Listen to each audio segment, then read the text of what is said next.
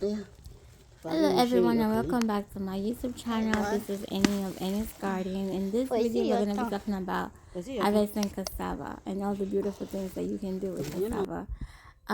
These are just some of the cassava that we harvested that day. This was back in November. I'm sorry this video is being uploaded a little bit late. But that day was such a beautiful day. We just had amala, and then for some reason, my mom was like, "Let's go harvest the cassava yam." She calls it cassava yam. Okay. And I was like, the amala's not even digested. Like we literally just finished eating. Anyway, I think it was the energy from the amala. You And got she it? was like, she wants to go harvest all 5 of the cassava stems outside plants. And so I was just like, okay, I will videotape you harvesting. And typically I do it myself.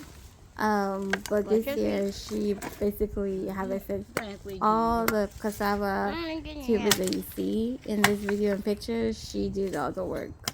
I was just digging through the soil to see whatever was left in the soil.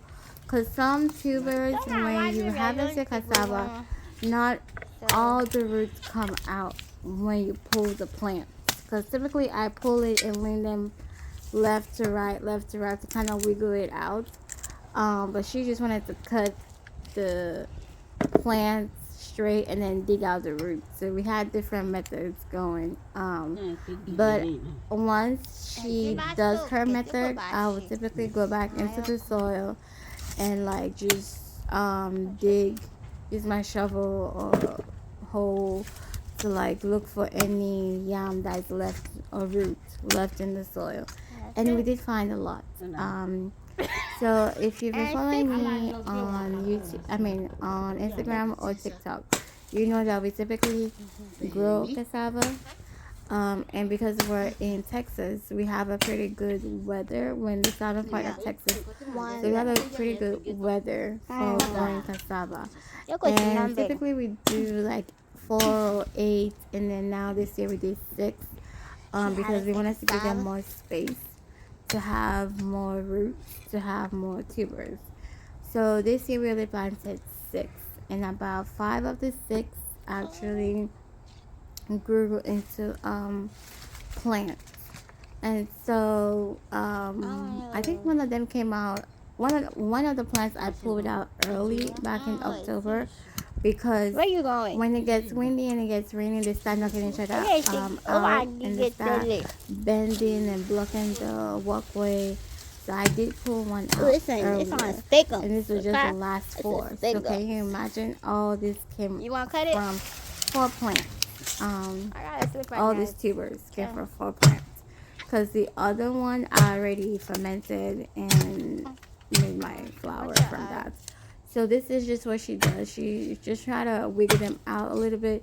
Then she uses the machete to cut up the stems, and that's just her working. My hard working lady. And I believe this was the last plant that we had.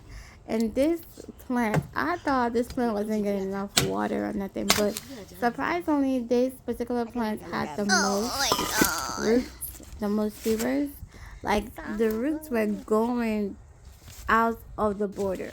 My border is all cement block, and it was going out of the border, going to my hot pepper section, going towards the section where I don't have any plants. Cassava roots would tend to Of course. penetrate other sections if you're not careful. So if you're growing cassava, you want it to be like typically an isolated section. You don't want to also put your weed barrier down, because it's gonna go directly into the soil.